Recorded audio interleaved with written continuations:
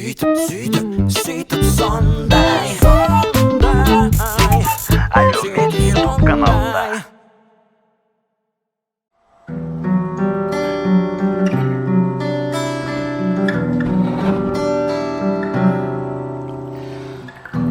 Аспан ізіңнен мен қалмаспа, басқалары гүл берсе мен алмаспа. Ұмытқан болсаң сен мен бармаспан, алмаспан күліңді мен алмаспан. Зар етіп кеттің ғой сен қайларға, бара алмай жүрмен ғой сол жайларға. Дәртімді айтарман су сайларға, сен ізлеп келсең де мен бармаспан. Terk etti bizlerdi şartlı günler, kayda sol жұлдызлы айлы түнler. Kaytar деп soğuk git tatlı demler, bәрібір мен seni unutmasam. Boyun sürüp bir sen деп мен талмасам.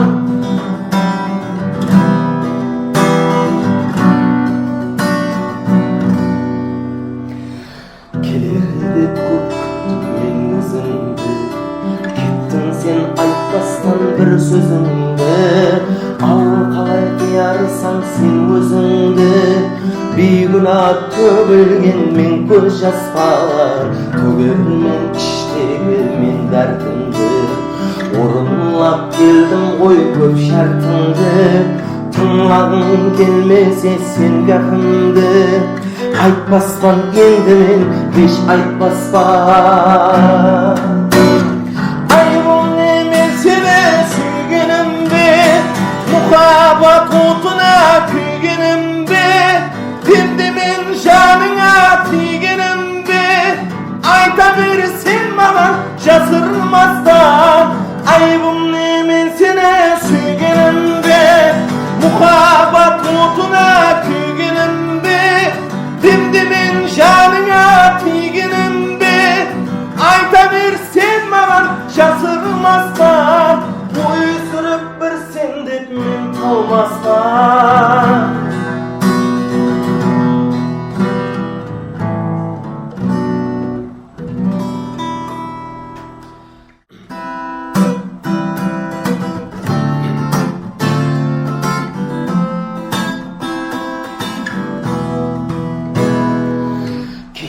Ойланып, кейде қиналып, мен қалған едім жіпсіз байланып. Кеше күлдіріп, бүгін жылатып, тәрк етпек десең үнсіз құлатып. Сөзге келмейді айланбас үнім, өзге білмейді зар жылар дінім. Sırtım gülüp dur, iş dolu жалын, өртейді дәрте seni деп gülüm. Kelim özleydi, kalbim özleydi, sağılan жүрек seni özleydi. Kelim özleydi, kalbim özleydi, talpınған жүрек ümit üzmeydi.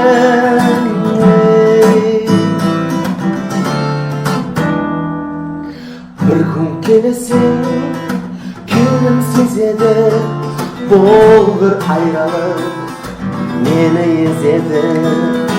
Vaqtlar ötüp, kech bolganında, ümitler жүрек senden bezedi. Men kibib qo'rgan endi var mekin, ol hem menimdek ahuzar mekin. Endi tapqanim yar bo'lar mekin, bizde yosh chiqqan dunyo tar mekin. Ko'nglim o'zlaydi, qalbim o'zlaydi, sog'ingan жүрек seni izlaydi. Ko'nglim o'zlaydi, qalbim o'zlaydi, talpingan жүрек ümit üzmeydi.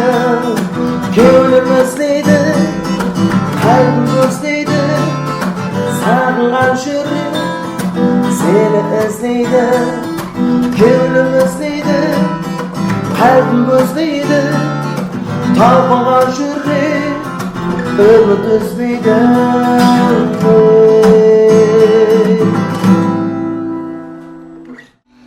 gittin ayrılıp sen karamay hayran kaldım ne bolganın bilalmay gittin ayrılıp sen karamay hayran kaldım ne bolganın bilalmay Yende bilsem kaytıp gelmeysen men garipte nazirene ölmeysen kalbim dertge toldu bilmeysen yürek sende tunuşamdı bilmeysen kaldım men özüne baylanıp şansız bir sülderge aylanıp Kursun bulmaz dedi oylanıp Yerimde kalesem de kelmeysen Seni sorayda kalbim Sen de çılayda kalbim Ada bulmayda dertim bir opa Seni sorayda kalbim Sen de çılayda kalbim Ada bulmayda dertim bir opa bir opa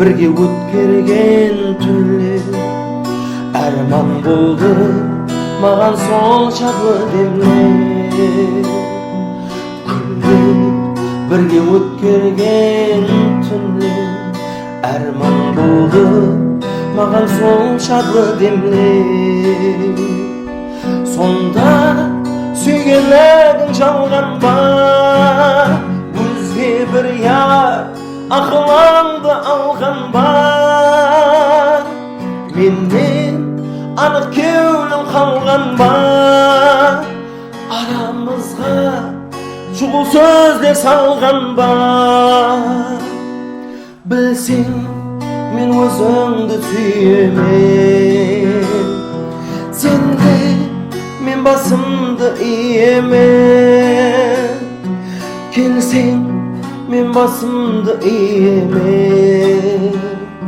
Yende kalesem de kelmeysen Seni sorayda kalbim Seni çılayda kalbim Ada bulmayda derdim bir opa Seni sorayda kalbim Seni çılayda kalbim Ada bulmayda derdim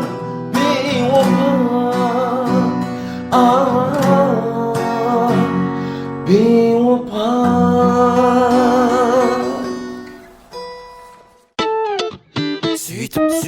Süйтіп сондай Алюминий YouTube kanalında. Assalomu alaykum aziz do'stlar, hurmatli alyomedia.uz sayti hamda alyomedia.com YouTube kanalimizda bizning turaqli xizmatlarimiz hamda aziz mehmonlarimiz. Bugun bizni Süйтіп сондай 4-san mehmonda Qoraqalpoq estradasining ajoyib sharq vakillarining biri o'zining ajoyib xo'sh havosi bilan ko'pchilikning yuraklarini javob olgan Baurzhan Hamidullayev. Rahmat. Marhamat, so'rasa bo'lsangiz bo'ladi. Avvalambor assalomu alaykum. Alyomedia.uz sayti hamda alyomedia.com YouTube kanalining xizmatlari, albatta ko'rsatuvimizning xizmatlari, yanada qo'shiq shaydalari siz bilan bugun ko'k ekranlar orqali ko'rsatib turganimizdan, efir orqali ko'rsatib turganimizdan juda quvonchlimiz. Rahmat, Baurzhan, qalaysiz? Rahmat. Charchamasdan. Bo'ladi, Xudoga shukr. Bugunlar nemen bandsiz? Бүгінлері сол карантин дәуірінде Үйдесіз. карантин қағидаларына бойсынған халда үйдеміз қала берді. Тоқтап қалмастан сол көркем өнердегі дөретушілік жұмысларымызды қандай да бір белгілі дәрежеде ойластырып әрекетіндеміз. Bir сұрау, бұның алдын көрсетулерінде ол сұрау берілген, сізге де берің беліп отыр. Хақиқатлық сіздің идеологияңызды, сіздің түсінішіңізде хақиқатлық қандай? Хақиқатлыққа қалай қарайсыз? Енді ертеден бір гәп бар ғой, жаңа хақиқат әммеге ұнайды, бірақ хақиқатты айтатын адам ешкімге ұнамайды дейді ғой. Сол үшін хақиқатқа тік көзбен, тура көзбен қараймыз. Өзіңіз хақиқатты айтасыз постоянно. Әмме уақыт. Әмме уақыт десек те болады. Онда демек бүгін хақиқи совет болады, иә? Менің түсінуім бойынша. Нәс. Енді сізге сондай бір сұраулар беріледі, бір жерлерде өз былай айтқанда әмме уақыттан хақиқатты айта беру қиын негізінде. Себебі айтылмайтын жерлер болып қалады. Соның үшін бүгін ілажы барынша хақиқатты айтуға, ашуға әрекет етейік. Қандайда бір мәнісі Бауыржан Хамидуллаевтың басқа тараптан қарайық. Бауыржан Хамидуллаев, өзіңіздің ісміңізді, фамилияңызды корейше айтып берсеңіз. Корейш тілінде. Енді мен өзім кәріске ұқсағанмен, бірақ кәрісше білмеймін ал. Соған қарап айтқан ғой. Яғни бәрібір айттым ғой бағана, хақиқатлық бәрібір айту керек жерлері бар деп. Соның үшін айтайық енді. Бұл сіздің идеологияңыз қандай айтылатын шығар Бауыржан Хамидуллаев деген деп. Білмедім, енді кішкентайымыздан, бала уақытымыздан жаңағы көшедегі ағаларымыз, достар, кәріс дейтін бірақ дегенмен кәрісше өзім білмеймін. Дым. Орысша да білмеймін разы. Тек қарақалпақша. Тек қарақалпақша, қазақша, өзбекше. Үш тілді жақсы білгенсіз. Біреу шет тіл екен, қазақша. Рахмет. Бауыржан Хамидуллаев, еркек адам өмір дауымында үш іс қылу керек болса, үш істі орындау керек болатын болса, өмір дауымында сізіңше қандай вариант бар? Үш вариант. Меніңше Біріншісі анаңды құрметле. Екіншісі және анаңды құрметле. Үшіншісі һәм анаңды құрметле. Үшеуі де ананы құрметлеу, еркек адам үшін. Енді еркек адам үшін ба, ол аял адам үшін ба, толық білмеймін, бірақ сондай бір ақыллы, данышпан адамдардан естуіміз бойынша инсан үшін әмме уақыт ананы құрметлеу керек. Рахмет. Дұрыс. Ана бәрібір ана, ана ең жағымды сөз. Рахмет. Бауыржан Хамидуллаев, сізге және бір сұраумен müracaat қылсам, осы уақытқа дейін пәлектің астында қалған сұрау. Ешкім түртіп көрмеген сұрау. Ешкім хәттегі оны не қыл дейді, ашуға да батылы бармайтын сұрау. Ең бірінші жанлы Хауаздағы концертіңіз амфитеатрда, ашық театрда Бауыржан Хамидуллаевтың концерті не үшін сәтсіздікке ұшырады? Я бірде оның басқаша шешімі бар ма? Енді ашық атап айтып өтетұғын болсақ, концерттің сәнесі күні бір натуры күнге қойылған деп ойлаймын. Біріншіден енді май айы, май айы менің концертімнің алдында да кейінне де концертлер қатарласып қалды. Оның арасында хайрия концерт дейді ғой, пулсыз. Сол пулсыз концертлер қойылып тастады, гала концертлер қойылып тастады. Одан кейін Ташкент қаласынан мейман қосықшылар келіп концерт беріп тастады. Өзбек эстрадасынан келіп,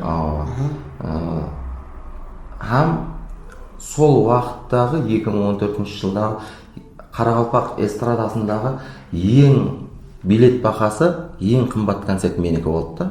Неше мың ол болды? уақытлары 10 мың сомға билет бағасы шыққан жоқ еді. Сол менің концертімнің билет бағасы ең бірінші мәрте 10.000 сом болды. Амфитеатрда. Амфитеатрда. Орайлық ашық театрда. Енді билеттің бағасам сезілді ме екен соған? Билеттің бағасы Халыққа қиын қымбатлау болмады ма екен? қымбатлау болды, рөл ойнады билеттің бағасы. Біріншіден, екіншіден менің концертімнің алдында да, артында да концертлер көбейіп кетті. Оның мұт концертлер болып кетті. Содан кейін біздің концерт сәтсіздікке ұшырады деп ойлаймын. Меніңше, жаңа айтып жатсыз ғой сіз, сол күні қате қойылды деп. Енді һәмме көпшілік басым сол егер ашық амфитеатрда беретін олар өзі сентябрь турлайды. Білесіз ба? Сезесіз ба соны? Сентябрьге августқа қарайды. Сентябрьде деген себебі студенттер деген сөз бір жақсы сөз бар біздерде. Сондай түсінік бар. Білмеймін, студенттермен толып қалатындай. Неге студенттер бара бермейді онша? Былайынша да, расын айтқанда енді. Студенттер деген сөз бар, сол сіз hem сентябрьге қойғаныңызда бәлкім ол 10.000 болуына қарамастан толар ма еді? Сіз қалай ойлайсыз?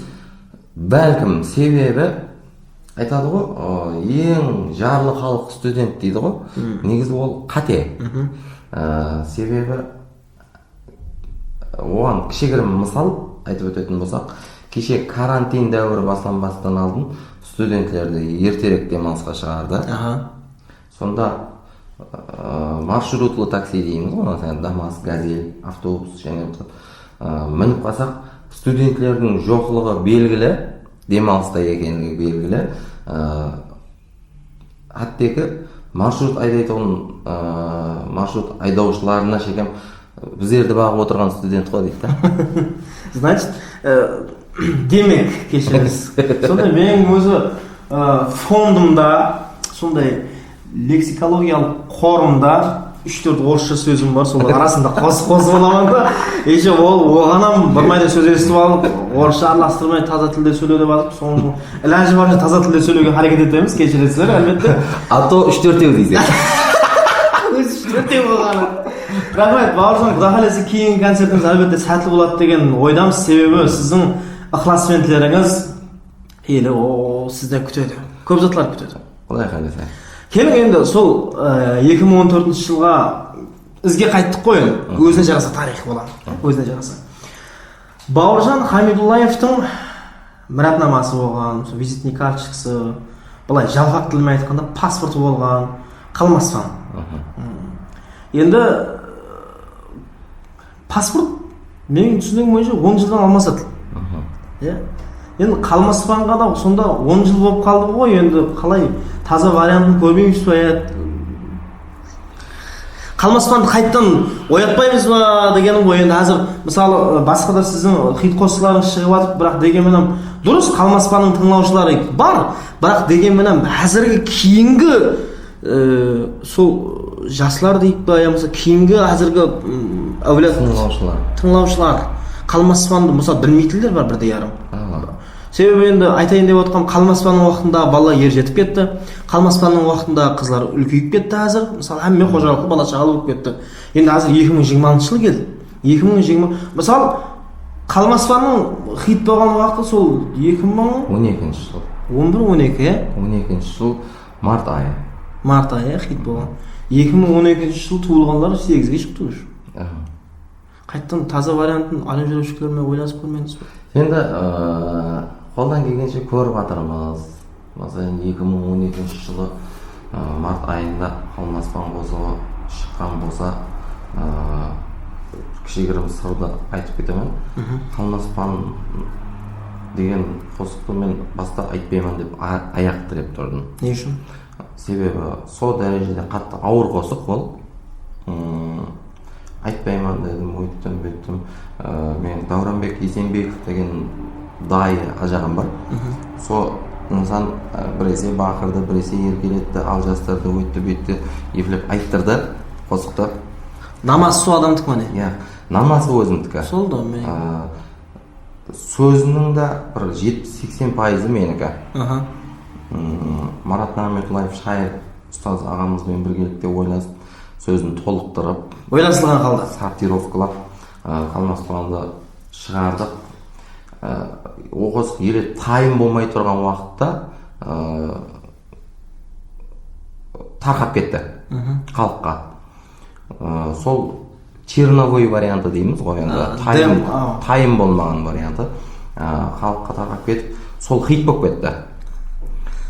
Ел тайын емес. Елі оның скрипкалары шертілген жоқ, Мергүл Есімбетова монологын оқыған жоқ. Бірақ бәрі планда бар. Негізі планда бар ғой. Сол тарқап кетті, хит болып кетті. Ізінен 2 аптадан кейін скрипкасын шерттірдік. 3-ші аптасында Мергүл Есімбетоваға монологын оқыттық. Сонымен 1 ай кетті. Және 1 айдан кейін клипін істедік. Ана қос хит болып кеткеннен кейін клипті мәжбүри түрде істеу керек болып қалды, ана түрді таныту үшін. Кім айтты? Нағосықты кім айтқан? Бастағы уақытлар үлкен кісі айтқан деп жүрді адамлар. Сөйтіп түрді таныту үшін клипін істеген болды. Енді қазіргі уақытта 8 жыл болып қалған екен, жаңағыдай хиттің айтып жатсың ғой, уақыты 10 жыл деп. Енді бір 52 жылым бар деп жүрген жоқпан. Мен 10 жыл демедім, просто айтайын деп отырған мен бәрібір жаңа вариантын, жаңа нұсқасын естісем шеп болмас деп ойлаймын да. Енді оны да ойластық. Заманға масластырып. Біздің аранжировка істеу бойынша ұстаз деп құрмет етемін. Менің ұстазым марқұм жатқан жері жайлы болсын, тие берсін. Марқұм Қарақалпақстан Республикасына қызмет көрсеткен артистінің халық сыйлығының лауреаты Рашид Қожасовтың көптеген хитларын істеген инсан. Қала берді қазақ эстрадасының көптеген қосқыларының аранжировкасын істеп жатырды. Қайрат Нұртас, Мақпал Жөнесова, көпшілік нысанлардың қосқыларын істеп отырған. Худик аға, Құдайберген Серімбетов ұстаз деп құрмет етеміз. Сол нысанмен кешегіде ойласып көрдік. Қалмаспанды бір басқаша мәслихат бар негізі. Вариантларды істеп көрсек пе деген. Енді істейміз ба, істемейміз ба белгісіз. Себебі оның орнына бір басқа бір қосық істеп соны хит қылу ниетлеріміз бар. Көреміз енді қолдан келгенше. Хит дегенде түсінбей жатырмыз, қайсы қосық хит болады, қашан хит болады. Себебі оны қашан түсініп алған болғанымызда қашан күніге бір хит шығарып тұрған болар едік. Хит деген түсінше өз қандай түсінше ол? Хит деген мәселен қосық кеңнен халыққа тарқаса, біріншіден. Екіншіден көпшілік халыққа, мысалы үшін 70-80% халыққа ұнаса, һәмме жерде сол қосық айтылып жатса, соранып жатырса, сол хит шығар деп ойлаймын.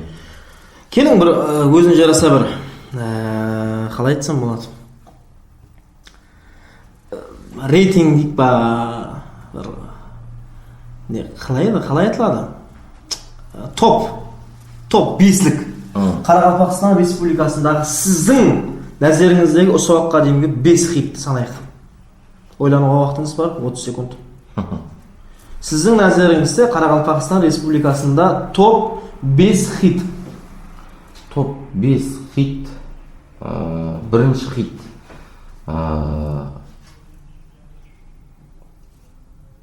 Қарақалпақстан қызмет көрсеткен артист, халық сыйлығының лауреаты, Өзбекстан Республикасына қызмет көрсеткен артист Мақсат аға Өтемұратов. Қайсы осы? Гөзал сені мен сүйіп қалдым. Бірінші хит. Бірінші хит. Екінші хит. Қарақалпақстан Республикасына қызмет көрсеткен артист диджей Мирадин Абдуллаев. Қайсы осы? Соның Сағыныш. Көп күн болды көрмен. Миранның паспорты болған қосып қой енді болды. Үшіншісі.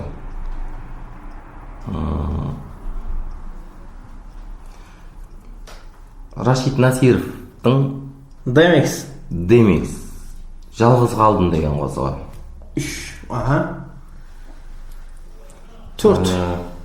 Үсті отпасам да бір Самат. Самат Сүйген жүрек қой. сүйген жүрек. Сүйген жүрек. Аха. 4. Демек 4 хит санадық қазірше. Ең кейінгі хит кім болуы мүмкін? Алишер Алламбергенов пен Тимур Досжановтың басқаша. Жақсы алу. 5 хит.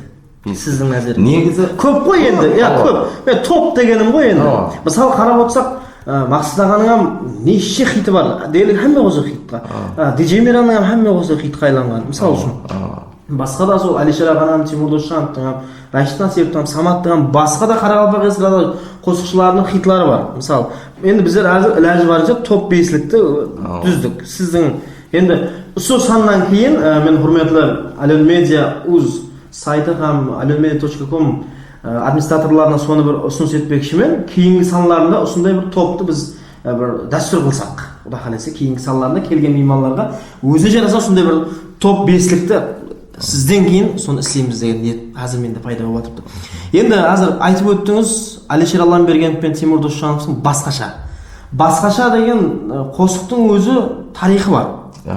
Ол қосықтың тарихы бар һәм мен сізбенен сол таныс болған болсам, сол басқашаның негізі сіз һәм істеп жатырып бердіңіз, соған бір кіттай түсінбеушілік шигі жерлер бар ма, қандай? Негізі бұл басқаша қосық деген қосықты сөзін Төлепберген Ұзақбергенов деген Тақтакөпірші шайыр жігіт жазған. Білуім бойынша Қазақстан Республикасының Алматы қаласында жүріп жазған. Шайыр, шайыр Алматыда. Білуім бойынша Тимур Досжановпенен бірге жүрген Қазақстанда, Алматыда. Бірге жүрген уақытларында екеуінің арасында келіспеушілік келіп қалады. Тимур Досжановпенен. Төлепберген Ұзақберген шайыр менен қосықшының арасында бір келіспеушілік болып қалып, шайыр сол уақытта Тимур Досжановқа қапа болып тұрып жазған қосығы. Ішіндегі дебдуы онда, шайырдың айтуы бойынша. Енді ол шайыр менің көп қосықларым жазып жатыр қазіргі уақытта. Сонда кімге Тимур Досжановқа қапашылығын қосықпен жеткізген ғой? Қосықпен жеткізген болып тұрды. Қазақстан Республикасынан Алматы қаласынан қайтты ауылға. Сол уақытта маған ұшырасты һәм сол қосықты менің телефонымның диктофонына дауыслап айтып берді. Сөздіктерін, записке түсіп берді. Сонымен мен алдым бұл қосықты. Маубек ағамыз бар, қосықшы. Ашыр Маубек. Сол нама жазып басылады. Соны астен енді қолдан келгенше аранжировка жұмыстарын істеп жүрген уақытымызда Тимур Досжанов атқарып шықты. Тарс ете қалды. Тарс ете қалды. Сонымен хит болды. Енді Тимурға мен қапашылығым жоқ. Себебі ол менен алмады ол қосықты. Емаса бір оның істеп отырған мен білмеймін, мен істеп отырғанымды ол білмейді. Алдыңыз теріп кеткен жоқ? Енді ол жігітке шайыр берді ма, емаса шайырдан ол алды ма? Сорау ма? Енді сорау белгісімен қап қойды. Бірақ сондан кейін шайыр Төлекпен біз келіспеушілікке келіп қалдық. Белгілі бір уақытлар қапаласып жүрдік. Мен істеп отырмын ғой дегендей. Енді болар, қазіргі уақытта жақсымыз. Енді уақыт өте сол басқашаның Бауыржан Хамидуллаевтың вариантын естеміз ба? Айтпайсыз ба? Енді о қосықты қайсы дәрежеде атқарғаныңмен халыққа өтпейді о қосық. Оқ атылды. Себебі ол басқаша өзінің рейтингіне, өзінің статусына ие болды. Құлақтарға жетті. Енді бағана сол сөйбет давамында ұстазыңыз тесіліп өттіңіз. Қарақалпақ халқы үшін қатты әділі болған, еркесі болған, Алла рахмет қылсын. Рашид аға Қожасов тесіліп өттіңіз. Қарақалпақстан Республикасына қызмет көрсеткен артист, Нақалы Силон лауреаты. Сіздің ұстазыңыз, бірінші шәкіртсіз. Birinchi ham oxirgi. Birinchi ham oxirgi. Men o'zi Rashid Qo'jasov bilan tanışqanim 2005-yil bo'lsa, сол негіз тосаттан танысып қалдық. Qanday bo'ldi? Sir bo'lmasa. Men o кезде енді апуай қосық айтаман, Абат деген жігітпен біргелікте тойға шығамыз. Ерниязов Абат тақадым? Ерниязов. Владимир Бланаға дейміз. Бланаға.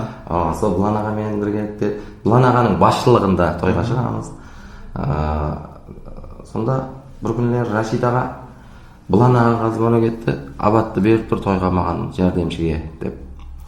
Сонда Абаттың бір уақыты болмай қалып, қол тимей қалып, Абаттың орнына мен бардым. Танымаймыз еді. Танымаймыз,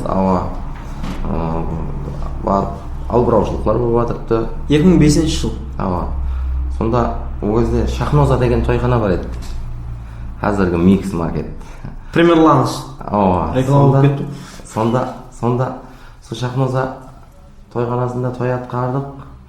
Ұстазға мен ұнап қалған екенмін. Ендігіден былай мен қасында жүресең деді. Бланаға өзім айтаман деді. Сонымен айтты. Содан бастап қасына еріп кеттік. Бірінші ақырғы шәкіртімен дегеннің себебі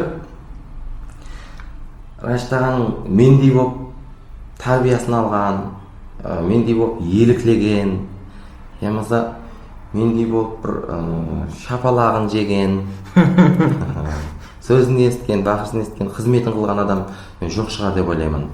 Енді ғайбана шәкіртлері баршылық. Көпшілік. Мен шәкіртімен дейтілерім бар. Енді мен эфир арқалы ашықтан ашық айта аламын. Рашидке шәкірт болған инсанды мен толық есе алмаймын. Себебі баршылық енді қасында бірге жүрген балалар бар. Мәселен, Расул Жуманиязов деген жігіт бар. Көп жыл қасында жүрді. Ол шәкіртімен деп айта алмайтын шығар, себебі өзіменен қатар ма? Елес, алжаспасам 2 жас арасы. Сондай ма? Алжаспасам. Одан кейін Заманлас. Бахрам деген жігіт жүрді қасында, үкіметі. Енді олам көп жүрген жоқ.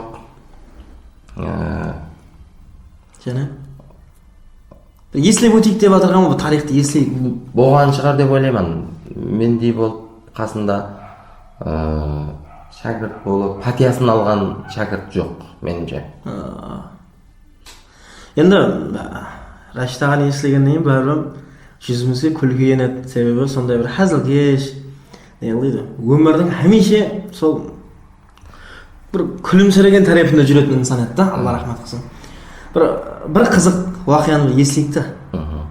Қандай қызық уақия болды сізбен бірге сол Рашид ағаменен той томалақта бола ма, я бірде басқа да бір қызық уақия көп атап айтып өтетін болсақ, тойларда той атқарып тұрамыз. Енді мен жаңағы аппаратураларды құрып жүремен қасында.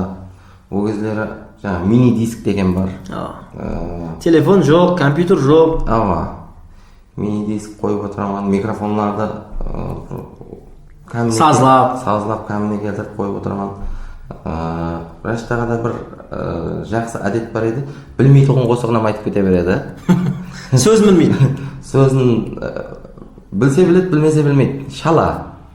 Мен артында тұрып текстін, сөздерін айтып тұрамын. Диктовать етіп. Ол микрофоннан ар жаққа халыққа жеткізіп тұрады. Бір күні тойда тұрыппыз, енді Азатбек Назарбековтың Найда бар деген қосығы бар. Ләзгі айтып болғаннан кейін, Қарездің ләзгісінен кейін һәмме уақыт сол Найда барда қоямыз да. Сөздерін толық білмейді. Сөйтіп мен артынан айтып тұрпан, бір күні мен басқа затқа алаң болып қалғанмын. Айтып тұруды ұмытып кеткенмен, ол сөзін ұмытып қалған, мен мынаға қарап басқа затқа алаң болып отырсам, бір зат шапақ етіп тиді. Десе қарасам, Muzika ketib turibdi, so'zni tutqagan manga qarab turibdi. Men oған qarayman. Сондай айтпайсың ба дегендей. Сондай бір қызық вақиғалар көп ұшырасатын еді. Олар Алла рахмат жатқан жер жайлы болсын. Енді келің осы Рашидаған естілгеннен кейін бәрібір бір ха дейтін жеріне кетіпті енді. Бір куплет, бір хәуежіменен келің бір Рашидаған бір қосығын ұстазыңыздың өзің сүйіп атқаратын бір қосығын айтып берің халыққа. Халыққа қазір менің ойымша соны күтіп отырыпты. Себебі сонша Рашидаған айтып отқаннан кейін мен не болып ешкім еліктемеді, мен шәкіртімен дегеннен кейін бәрібір онда шәкірт деген дәлелесін дегенде түсінікпен отқандар болуы мүмкін. Бір қосық. Уақыт аттай шабар, жасқа жас қосар, менде зерігу жоқ, жолымды тосар.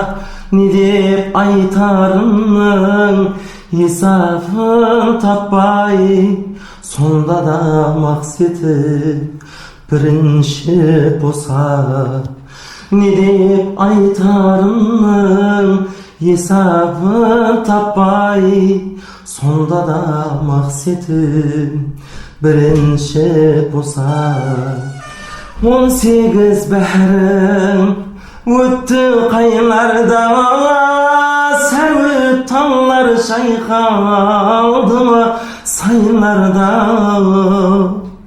18 бәрің өтті қайларда, сәуіп таңлар шайқалды ма сайларда.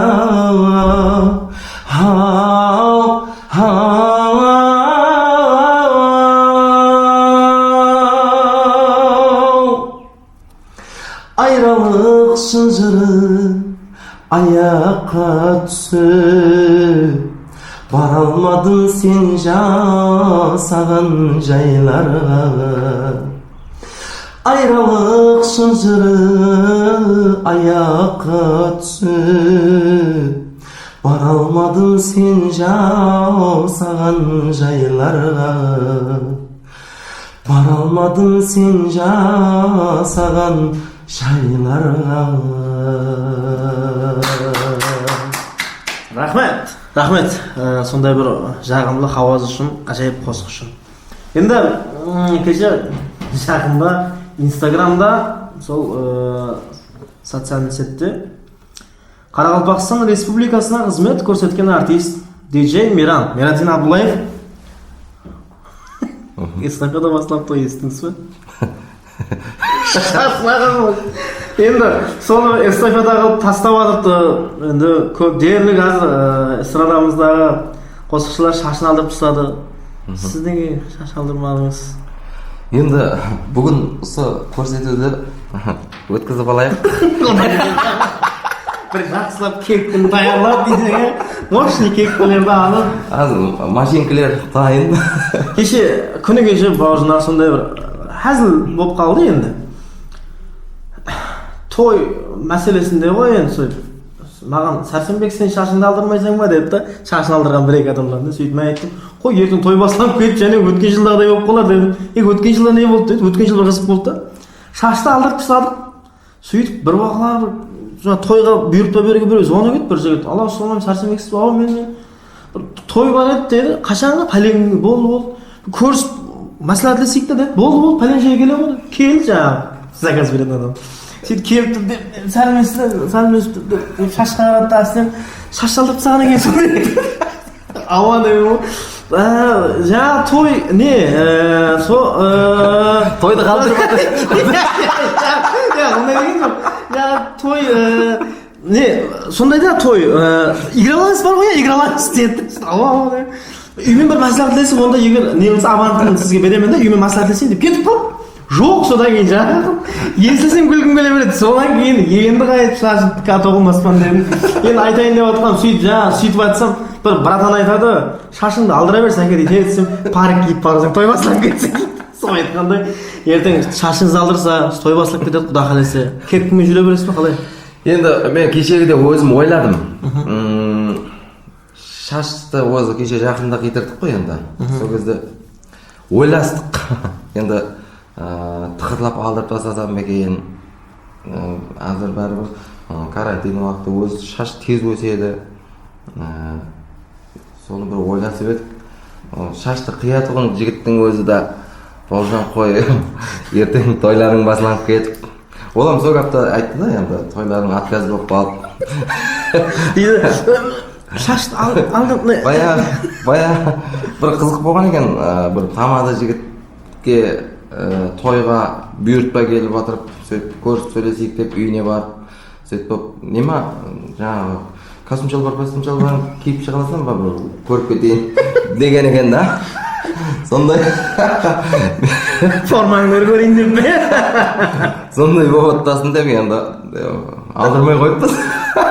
Рахмет. Енді Бауыржан сонда еслеп өту орынлы. Әзір міне елімізде сол бір Рамазан шариф айы кезіп жүрді, сол бір не дейді, айлардың сұлтаны. Енді Рамазан болғаннан кейін бәрібір я Рамазан ятқа түседі. Балалығыңызда айтқан шығарсыз. Енді өзі шоқ болғаныңыз мен естім. Сол Бауыржан шоқ болды жаслығында мысалы. Менің ойымша сіздің я Рамазан айтқаныңыз көзім алдына келеді да. Қайтып айтатын едіңіз я Рамазан. Көрейік та есейік енді бір балалықтан есіліп кетейік. Енді дұрыс шоқ болдық.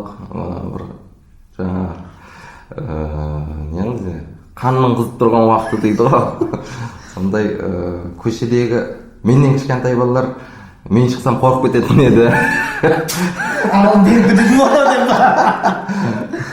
Сондай бір қатты бір құтырыңғыр бала болып өстік қой енді. Намаға салып айтатын ба сен Рамазан? Әзірем қарық емеспіз. Шоқлық бар. Жетеді. Я Рамазан қайтып айтатыңыз, айтып бердің ба? Я Рамазанды айттық. Айтып, зиян жоқ. Қосыламыз ба? Қосыламыз. Мен себебі бір өзім айтпайтын ба? Қастың квартет или дуэт болып жүретін беңіз? Көрейік. Қосылама яқшы, қосылама. Қайсысын айтамыз? Ақты ма яғыз? Қайсысын? Я Рамазан айта келдім есіңе, қошқадай ұлы берсін бесіңе. Ақтан келдім шымбайский, жақтан келдім Ақша берсең үйіп бер, тиын берсең түйіп бер. Астасынан айтпады берсең. Рахмет. Расылан балалар өзі біздің еттіне бір балалар болды да. Атын айтпай қойын, өкпелеп жүрер, ертең көріп қалдың. Постоянша байдың үйіне барады еттік жағағын. Һәм өзі алда кетіп қалады, бір өзі айтатын еді. Маған араласпаң, мен бір өзім айтаман деп жаңағыдай. Алдың теріп кетеді, жаңа сен айтқан астында велосипед бар. Ол Камада деген велосипед болды. Велосипед деп айта берейінші. Велосипедпен жібер егіттің көлі балай қаратып, алдың теріп кетеді, бізде барсақ, ол ана уақылар 500 сом емес, 200 сом деген нормальный ақша қойын. 200-лік не? Ол 200-лерді алып кетеді, бізде барған уақытта сол болшқа, жаңа проект дегенлерге алып қоятын еді. Рашид деген компьютер да ерейсің. Рахмет. Бауыржан міне расын айтқанда ят қалдыға яғни Қарақалпақ мәдениетында, эстрадамызда өзіңізге кімді бәсекелес, конкурент көресіз? Қарақалпақ көрген өнерінде қосқышылардың арасында мен ешкімді өзіме бәсекелес көрмеймін. Не үшін? Себебі ешкімді өзіме бәсекелес көрмеймін, өзімді ешкімге бәсекелес тұтпаймын да. Себебі жарыспайсың ешкіммен. Менің жолым бөлек, қосық айту жанрым бөлек, стиль дейміз ғой. Стилім бөлек. Мәселен, енді қолайсыз болса да айтып өтейін, менің қосық айту стилім, жанрым чистый эстрада деп айтылады. Таза эстрада. Себебі мен милли қосқыларды айта бермеймін. Не үшін? Себебі ол менің даусыма түспей ма? Менің даусым милли қосыққа түспейді да. Енді түсетұғын жерде бар шығар. Енді оны сыртқы көз ықыласметтілер шешеді оны. Бірақ милли эстрадада айттыңыз иә, дәсілік уақытларда? Дәсілік уақытлар айттым, жараспады. Жарастыра алмадым. Неге? Жақсы шықты.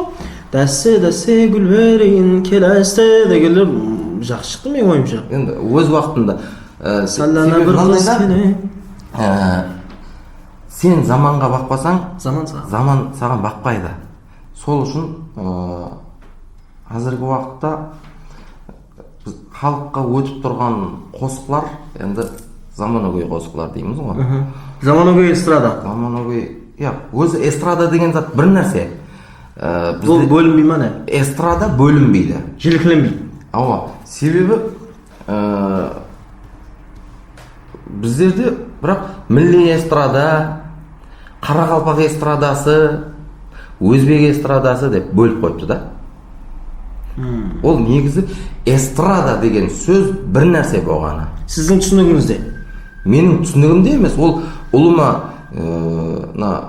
көркем өнерде, музыка теориясында, мәселен, эстрада деген зат бір нәрсе болды. Болғаны. Сол үшін айтайын деп отырған, мен эстрада жөнелісінде айтамын да. Миллизм жоқ менде. Одан кейін біздің қосықшыларымыздың жөнелісінде қосықлар жоқ менде. Сол үшін мен ешкіммен жарысайын деп жүргенім жоқ. Жарыспайсың? Жарыса жақ болса да мен жарыспайман. Жаңағыдай аш қарным тыныш құлағым дейді ғой. Тыныш жүргенім. Сен ярамазандай дейді. Ярамазандай deyip тыныш жүргенім жақсы. Енді Бауыржан, сізге бір сондай бір екіге бір деген сұраулар бар да. Шоу бизнес, той бизнес. Біздерде шоу бизнес жоқ. Жоқ, ұлыма жоқ. Шоу бар, бизнесі жоқ. Той не? Той бизнес бар, оғада, пәс бақада. Демек, қосықшылардың, көркемөнер тарауындағы қызметкерлердің минеті дұрыс бағаланбай жатыпты. Минеті дұрыс бағаланбай жатыпты емес. Неге онда пәс бағала? Тойға шығу ценасы дейді ғой, мәселен, Ставка. Ставка. Сол пәс. Сіздің ставкаңыз қанша қазіргі уақытта бір күндік той? 200 мың сомнан 2 миллионға шекемін. Неге 200 мың сомнан? Енді мынандай болады. Мәселен, бір жорам звонок кетіп қалады. Бауыржан бір інчектің тойы еді, ямаса бір қарындастың бір сондай мерекесі еді. Өзіміз ғой? Өзіміз ғой деп ұялғаннан бір 200 беріп жібереді да. Ең минимален 200-ден басылады да, ya? Енді 500-ліктер қандай? 500-ліктер нормальный деймін ба? Енді 200 мыңнан 2 миллионға дейін болғаннан кейін сонда 500 мың сомға кімдер шақырады екен деген. Енді мәселен ықыласменділер болады, бейтаныс ықыласменділер. Тойға, жаңа бір майданға, бір роға. Енді бір ро деген зат әзір бір моды сөз болды ғой. Енді сол бір ро, бір майдан ғой енді. Соларға 500 мың, 600 мың. 4 қосыққа. Енді 4-5 қосық дейміз ғой, 3-4 қосық. Енді 5 қосық болса 500 мың, әр қосық 100-ден келіп тұқты ғой. Енді бірақ қосығына деп санаспайман. Бар, 2 куплет қосық айтып кетсем сол 500 мың. Қыздырып кетесіз, былай айтқанда. Былай айтқанда, енді ізімнен қосық шекеліп тақалып тұрмаса, мен қолдан келгенше қыздырудың тәлептері. Мысалы, сол договордың уақытында 5 қосық болады, ішінде 500 мың сом болса, болды дегенмен, егер ол жерде сондай бір еркінлеу атмосфера болатын болса, оң қозғамай айтуыңыз мүмкін, енді халық сұрап жатса. Қолдан келгенше халық сұрап жатсамыз, халыққа ұнап жатса. Енді ойнап жатса, ойнап жатса қыздырып. Сол. Рахмет. Бір мынандай бір термин бар ғой, қосықтан мысалы музыкада. Медляк, темповой деген термин бар ғой. Медляк дегеніміз жай парағат. Темповой тез. Сізге қайсысы ұнайды? Жай парағат па я тез ба? Ритм. Жаңа ұстасына парқы жоқ дейді ғой. Қызық емес. Енді өзіме ұнап жатырған қосық болса, ол ойынбақ бола ма, жай парағат бола ма, өзіме ұнап тұрған қосық болса, мен таңлап отырмаймын. Бірақ әрбір қосықтың ұнай беруі де аңсат емес та. Қиын ба? Себебі өзім жазамын ғой. Жазылып болып айтылмай қалып жатқан қосықтар көп. Шаң басып тұрғанлар. айтып болып назарга түспей қалып жатқан қосықларым көп. Сол үшін Сондай кешіресіз да, сорлар тоқтап кету керек. Айтып болып назарга түспей қалған, яғни трендке көтерілмей қалған, хитқа айланбай қалған қосықларды естіген уақытыңызда, соларға бір назар тастап қойған уақытыңызда бір кеуіліңіз бұзыла ма? Зая кетті ау. Жоқ. Себебі солардан сабақ аламын ғой. Значит, назар тастауға болмайды екен. 4-5 өйден, значит, соның ішінде. Ондай зат болмайды екен. Демек, ол зат халыққа ұнамады. Ендігіде істемейміз деген затлар болады ғой. Ол стильде. Сондай да. Рахмет. Арзу яки арман сіз үшін? Екеуі де керек емес зат қой. Не үшін? Себебі ойшы ойланамын дегенше тәуекелші жұмысын бітіреді. Сіз тәуекелшісіз ғой. Мен тәуекелшімін. Жеті ойлап бір кездесіз бе, жеті ойламайсыз ба?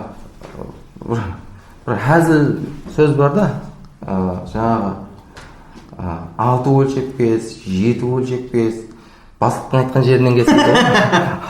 Сіз кімнің айтқан жерінен кесесіз? Өзім би, өзім қожа. Әйтеуір де, шүкір де. Сол үшін өзім ойланып кесе беремін. Дөретушілікті давам еттіру, былай айтқанда өміріңіз сияқты жалғастыру таңдау имканияты болғанда, менде екі вариант бар, сізге беремін. Англия, Америка. Қазақстан. Үшінші вариант ба? Неге Қазақстан? Себебі Қазақстан Республикасының көптеген қосықшылары мен қосықларымды айтады. Жазыван беріп атырппан. Мен атқарған қосықларды айтыбам шығып атырпты олар. Қайтаран жүріп кісілер. Сол үшін мен ойлаймын, Қазақстанда орным бар. Демек, Қазақстанға барсақ, жалпақ тілмен айтқанда ашқамайды Бауыржан Қамилай. Жалпақ тілмен енді түсіндіреді. Айтқанда Қазақстанға барсам, ашқамаймын, көшеде қалмаймын. Демек, сізге сұраныс бар. Бар. Енді ана басқа көрсетулердегідей болып жаңағыдай ашық алмаймын деген затты көп адам айтпайды ғой. Мен айтайын деп отқан бүгін ашықтан сөйлесу, соның үшін сізге сөйтіп айтып отпан да. Дұрыс емес пе? Бәрі жалпақ сөйлесу керек. Бүгін хақиқат айтылсын. Футбол емесе гандбол? Футбол? Гандбол деген спорт білесіз бе өзі? Білемін. Қандай? Кәдімгі допты қолмен. Футбол аяқпен, Қазіргі уақытта қолмен істейтіндер көп па, аяқпен істейтіндер көп па? Қолыменен істеп, аяғымен жүгіретілдер көп. Жақсы. Мәдениет тарауында нелерді істеуге үлгердім деп ойлайсыз? Сол 2005 жылдан бері айтып жатсыз ғой, тойға шыққан болсаңыз. Енді сахнаға неше жыл келдіңіз, былай айтқанда? Мен үлкен сахнаға 2001 жыл келдім. Бұл ядыма түсті. Орайлық амфитеатрда, ашық театрда. Ямайка. Неге? Анау ватаным деген қосып. Ямайка қашан? Jamaica ол 2003 жыл. Jamaican көп естідім десе, Бауыржан айтты деген. Jamaica 2003 жылы ұстазым Қоралаға Бердіақовпен бірге даярладық. Ташкент қаласында болып өткен көрік таңдауларда және бір затларда сол қосықты айтып бірінші орындағаннан кейін оны Қарабастан келіп болып, оны айландырдық. Сонымен Jamaica болып кеттік. Бауыржан Jamaica болды. Бірақ бұдан алдын ана ватаным 2001 жыл. 2001 жыл ана ватаным, 2002 жыл Айжамал деген қосық айттық. Қазір қазақ эстрадасында Бақай тобы бар ғой. Сол Бақай тобында Тимур Пиязов деген жігіт бар. Сол Тимур Пиязов, Салтанат деген қыз бар. Мен үшеуміз Айжамал деген қосықты 2002 жыл айландырдық. 2003 жыл Jamaica болды. Неге Салтанат емес, Айжамал? Салтанат деген қыз айтқан болса. Енді ол қосықты Ахмет аға Тәжімұратов деген жігіт жазған. Өзінің қызы Айжамалдың туылған күніне жазған да. Болды, түсіндім. Рахмет, енді ең ақырғы сұрауым, әмме көрсетулердегі не қылдейді, айтылу, сұралуы керек болған сұрау, келешек режелеріңізбен сәл болса да бөлісіп кетсеңіз. Келешектегі реже, Құдай қалесе, Аллах нәсіп, қолдан келіп атырса, шарият туылып атырса, жаңылық ауылда концерт беру. Өз бірінші концертіңіз ме? Жалынды болып еді, Ооба. Енді Орайлық Ашық театрда жаңылық қосық айтқан қосықшыларды мен еслей алмаймын, біріншіден. Екіншіден соған жүрексініп жаңылық ауызда қосықларды айттық.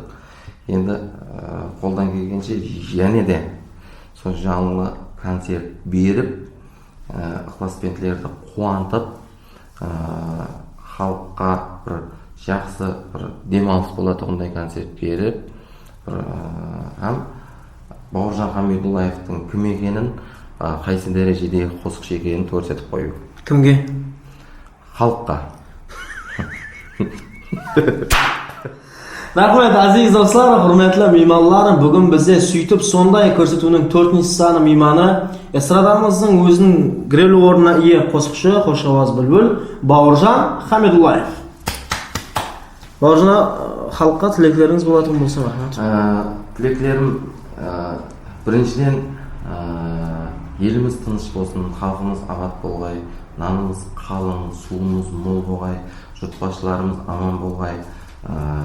Бізді осы күнге жеткізген бірінші Аллах Тағалам, екінші ата-анамыз бақытымызға мың жасағай, солардың бақытына біздер адал перзент болып, халал қызмет ету, халал нан жегізу, сізге, бізге, әрбірімізге несіп еткей, кіріп келіп атырған айлардың сұлтаны болмыш Рамазан айы әммеңізге құт береке алып келгей, құтылың өрек болғай, әр біріңізбенен жақсы күндерде жақсы ниетімізбен ұшырасу несіп еткей, сіз біз үшін үйде қалың, біз сіз үшін қосық айтамыз, қызмет етеміз. 25 апрель сағат 21:00-де Бауыржан Хамидуллаев Ален Медиа Уз Instagram профилінде жанлық ауазды өзінің әжайып қосықларын әнәм етеді.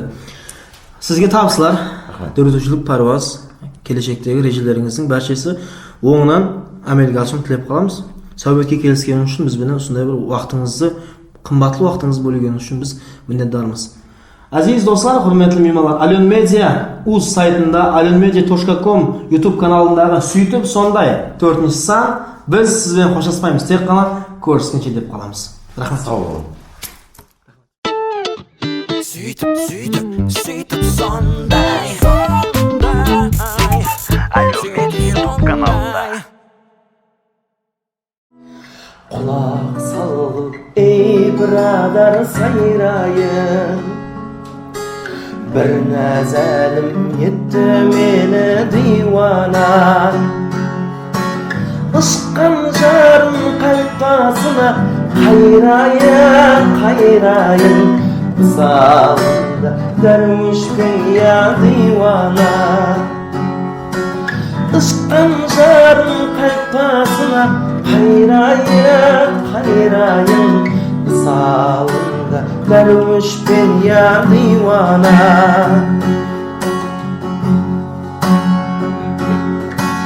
Жадынан мысал таңда күлген гүлдегі,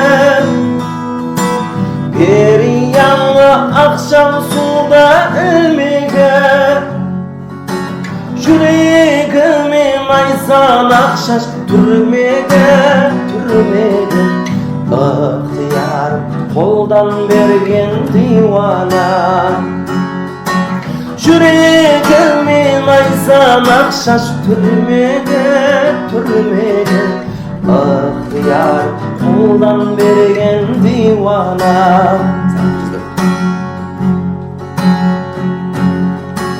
Сезім күшкісінен пана таптырып, ол бір жанға алау жақтырып. Ашық айдын пірлерін мың ятқылып, ятқылып, сәрі талбек бойларыңа дивана.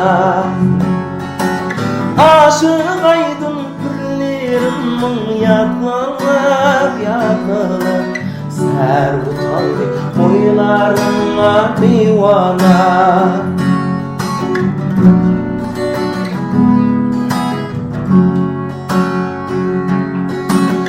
Әді бойы тапқан хасын үйлесіп, Görmek arzu appak karday senisin.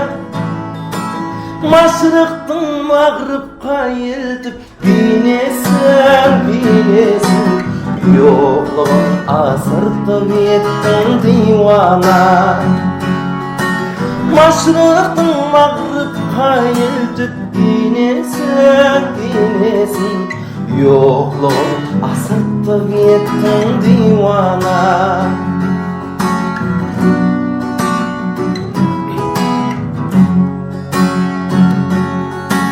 Badakşanrem şeker asırdım boydan. Her kadim avrulmaz şamam uydan. Her ipin tasvirlip kalemin koygan.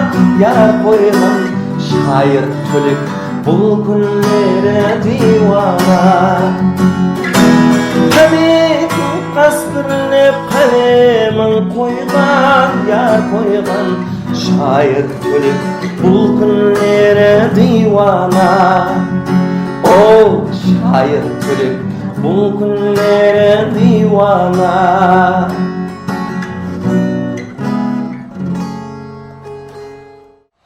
Sözümde kalmadı sağancağına. Nazlım karaslarım canıma tiydi. Ayt yölüngende kimdi sağına. Ayt menden başka kim seni süydü.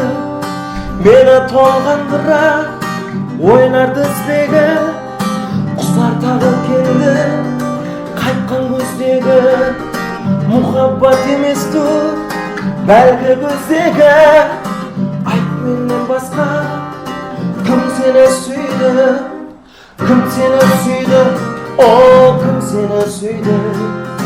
Ayt menden başka kim seni süydü.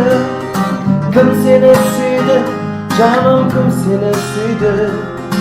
Ayt menden başka kim seni süydü.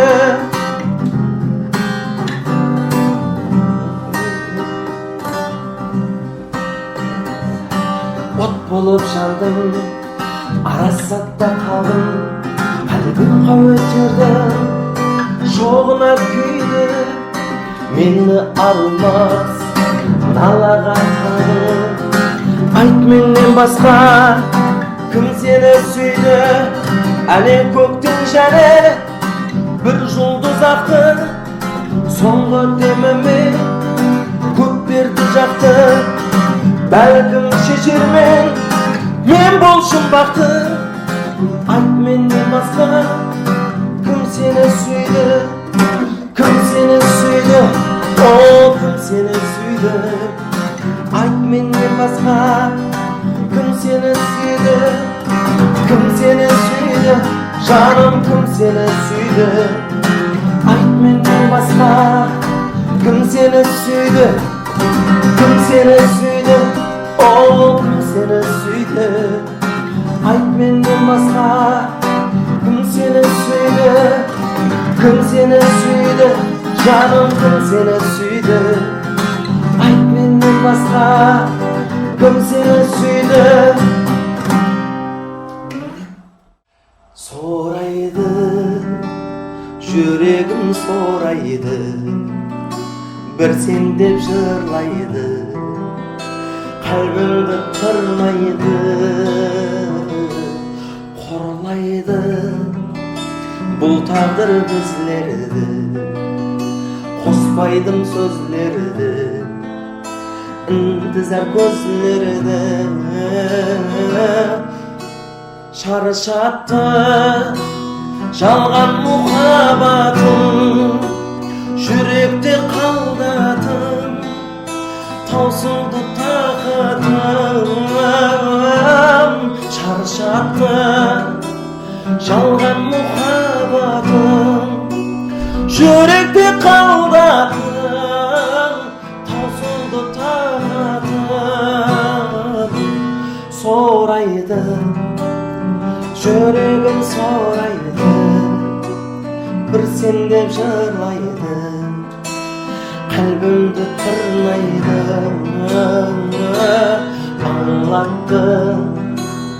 Biz birge bolmayız, bas qosa almayız, мәңгілік қалmayız.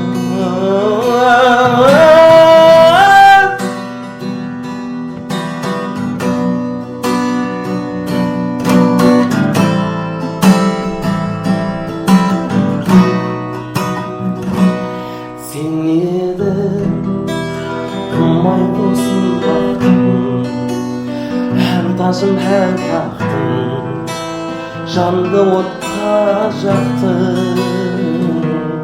Özleyin aykendi qaylardan, tapmadım aylardan, sel boldum saylardan. Tapqanda külkü жоқ жүзіңде, мәні жоқ сөзіңде, көзіңде. Тапқанда күлкі жоқ жүзіңде, жас толы көзіңде, мәні жоқ сөзіңде. Сорайды, ey жүрегім сорайды, бір сен деп жырлайды, қалбымды тырлайды, қорлайды. Бұл тағдыр біздерді, қоспай еш сөзлерді, ынтыза көзлерді. Сорайды, жүрегім сорайды, бір сен деп жырлайды, қалбымды тырлайды,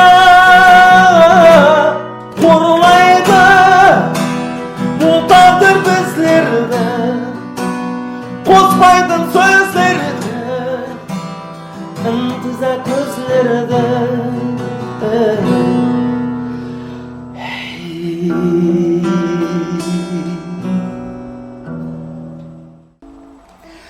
Уақыт аттай шабар, жасқа жас қосар, менде зерігу жоқ, жолымды тосар. Не деп айтарымның есабын таппай, сонда да мақсатым бірінші қосар. Не деп айтарымның есабын таппай, сонда да мақсатым бірінші қосар.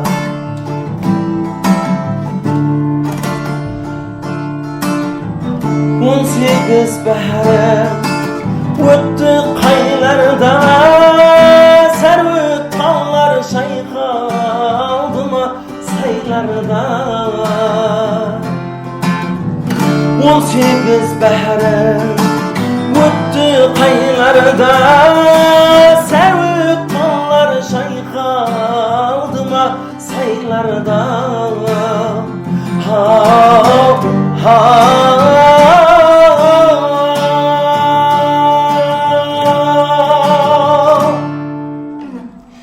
Ayrılık şıncırı ayakka түсіп, баралмадың сен жаусаған жайларға.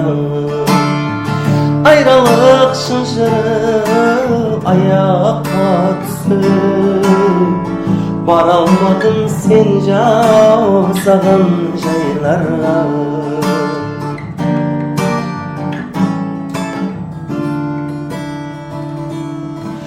Туды жолдан сыртқа қадем бұзбайсаң, менің ішім жалын, ал сен қызбайсаң.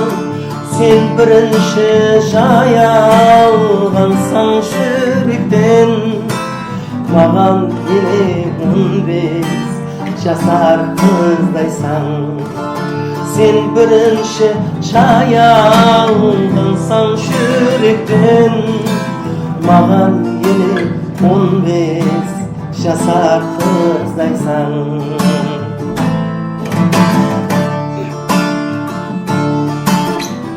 18 bahre o'tdi aylarda, sevit tog'lar chayqaldimi saylarda.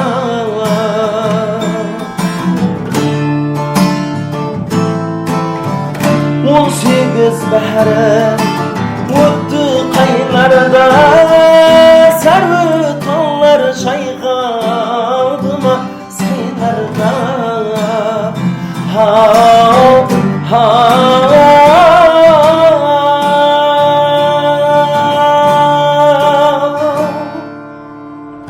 Ayrılık şıncırı ayakta düşsün, baralmadım sence olsam şeylerga.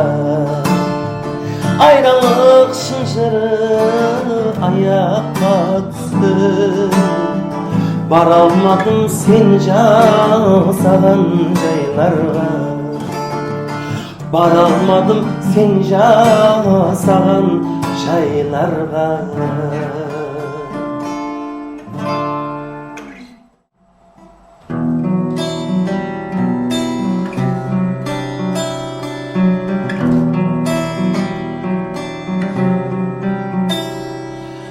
Bir avulda tuğuldu,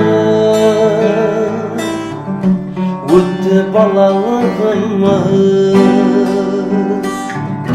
Avuldan koşup kettin, ayrat düştü aramız. Avuldan koşup kettin, ayrat düştü aramız. Manzilde soramay, men gaybana kalıpman. Sırrımdı men aytalmay, balalıkka salıpman. Balalıkka salıpman.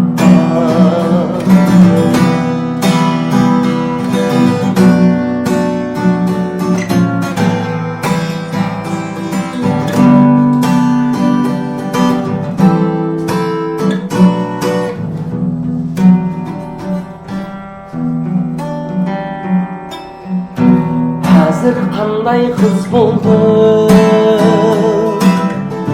ko'rgim keler o'zingni. Kechir ayta olmadim, suydim degan so'zimni. Kechir ayta olmadim, suydim degan so'zimni. Manzilimde soramay, men gaybana kalıpman. Sırrımdı men aytalmay, balalıkka salıpman. Balalıkka salıpman. Manzilimde soramay, men gaybana kalıpman. Sırrımdı men aytalmay, balalıkka salıpman. Balalıkka salıpman. Balalıkka salıpman.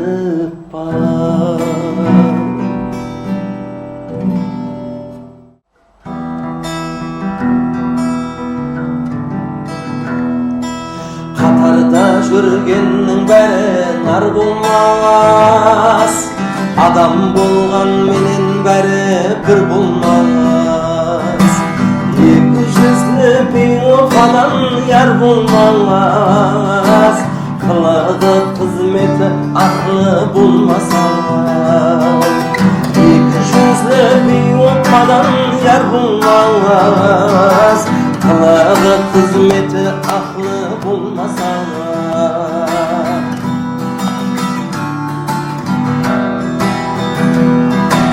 Ер жігіттің бір мұрады ат болар,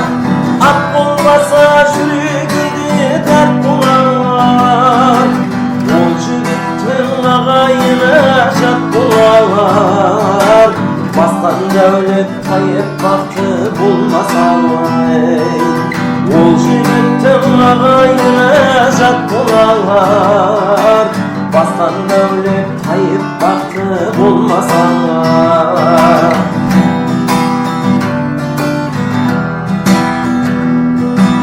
Nemertke bersingdi qancha asingdi Ağızada purpun ko'zlar yoshingdi Esipga keltirib ko'rdim basingdi Bilib algan ulug' hadal bo'lmasa Esipga keltirib ko'rdim basingdi Tilib algan ulug' hadal bo'lmasa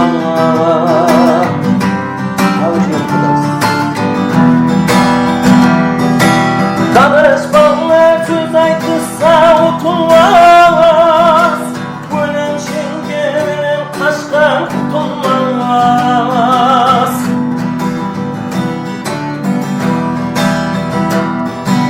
Danışmanlar söz aytsa utulmaz Gönül şengenin kaşkan tutulmaz Bir-iki mecliste atın tutulmaz Sende karşıda kulun bulmasan Bir-iki mecliste atın tutulmaz Sende karşıda kulun bulmasan Tilip algan kulun hadal bulmasan Ol hem zaman ulu kızın bulmasan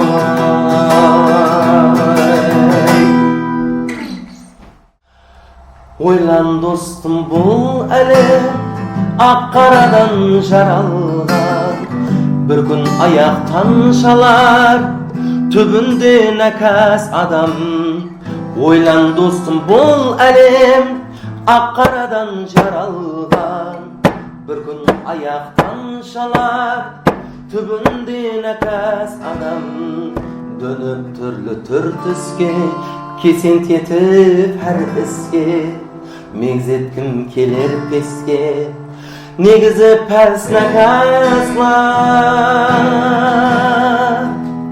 Arnamızdan nişan жоқ Арын сатқан насазлар Өзлерінше кеулі тоқ Нықап киген nakaslar Arnamızdan nişan жоқ Арын сатқан насазлар Өзлерінше кеулі тоқ Нықап киген nakaslar Сыртыңнан сойып салы Дос көрсетер көзіңше Жығылсаң аулақ қалы Тасатады nakaslar Сыртыңнан сойып салы Дос көрсетер көзіңше Жығылсаң аулақ қалы Тасатады nakaslar Басымызды қатыры Батпағына батыры Ұйқысыз таң атыры Әлем олар nakaslar Арнамыздан нышан жоқ Арын сатқан насазлар Өзлерінше кеулі тоқ Нықап киген nakaslar Арнамыздан нышан жоқ Арын сатқан насазлар Өзлерінше кеулі тоқ Нықап киген nakaslar Ойлан достым бұл әлем Аққарадан жаралған Bir gün ayaktan şalar Tübünde nakas adam